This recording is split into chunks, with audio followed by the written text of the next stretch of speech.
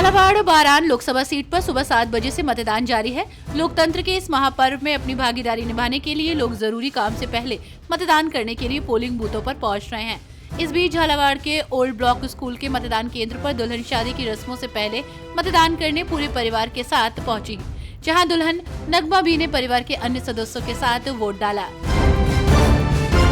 CBI case में मनीष सिसोदिया की न्यायिक हिरासत को अब अदालत ने 8 मई तक बढ़ा दिया है। आपको बता दें कि सिसोदिया की भ्रष्टाचार मामले में न्यायिक हिरासत की अवधि 24 अप्रैल को समाप्त हो रही थी, लेकिन सीबीआई ने अदालत से सिसोदिया की न्यायिक हिरासत बढ़ाने का अनुरोध किया था, जिसके चलते अदालत ने ये फैसला लिया है।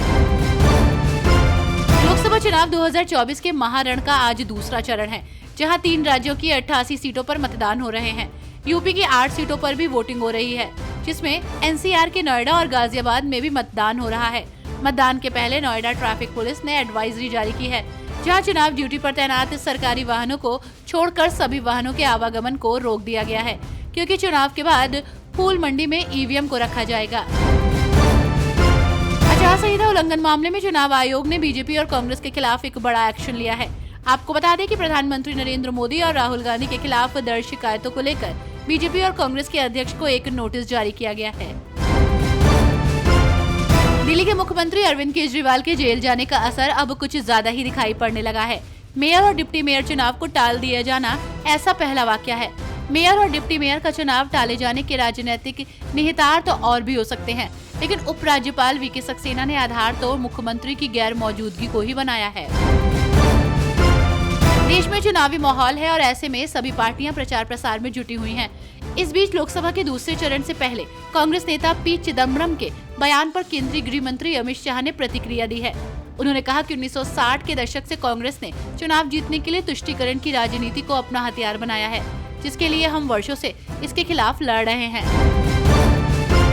उत्तर प्रदेश के डीजीपी प्रशांत कुमार ने कहा है कि आज लोकसभा चुनाव के दूसरे चरण में 9 जिलों की 8 संसदीय सीटों पर मतदान सुबह 7 बजे से शुरू हो गया, जो शांतिपूर्ण चल रहा है, जहां अब तक किसी अप्रिय घटना की सूचना नहीं है। जानकारी के अनुसार 24.5% मतदान दर्ज किया गया है। मैदान पर इसी बल के सभी जवान लगातार स्थिति पर नजर रखे हुए हैं। बागेश्वर बाबा के नाम से प्रसिद्ध धीरेन्द्र शास्त्री ने 18वीं लोकसभा के लिए हो रहे चुनाव में वोट डाला। बागेश्वर धाम के पीठाधीश्वर धीरेन्द्र कृष्ण शास्त्री ने खजुराहो में एक मतदान केंद्र पर जाकर वोट दिया। उन्होंने मतदाताओं से वोट डालने की अपील की है।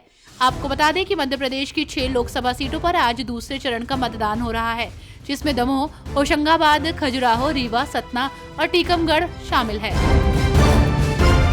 केरल में आज दूसरे चरण का मतदान सुबह 7 बजे से जारी है, जहां इसरो प्रमुख एस सोमनाथ ने अपना वोट डाला। उन्होंने कहा कि मुझे मतदान करके बहुत खुशी हो रही है। मैं सभी से अनुरोध करता हूं कि वे आकर मतदान करें। जिन लोगों ने अभी तक मतदान नहीं किया है, उनसे भी मैं कहना चाहूंगा कि मतदान के लिए संकोच न करें, अपना वोट करें। महाराष्ट्र में बीजेपी नेता अशोक चव्हाण ने अपना वोट डाला है, जहां उन्होंने लोगों से अपील करते हुए कहा है कि बड़ी संख्या में ज्यादा से ज्यादा मतदान करें और लोकतांत्रिक प्रक्रिया में योगदान दें, क्योंकि आपका वोट एक मजबूत सरकार लाने में महत्वपूर्ण है।